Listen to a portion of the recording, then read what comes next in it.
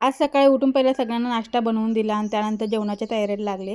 भेंडीची भाजी बनवली होती. ती भाजी थोडीशीच झाली होती. म्हटलं सगळ्यांना पुरणार नाही म्हणून इथं डाळ बनवायला घेतली. मिरच्या घरातल्या संपल्या होत्या त्यामुळे तिखट टाकूनच इथं डाळ बनवली आणि कोकम टाकलेली डाळ खरंच खूप छान लागते भाकरीसोबत चुरून खायला ते.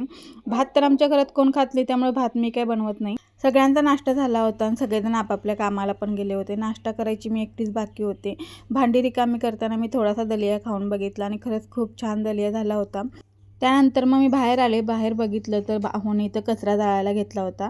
आज थंडी थोडी जास्त होती. आभाळ पण आलं होतं त्यामुळे ऊन अजिबातच नव्हतं.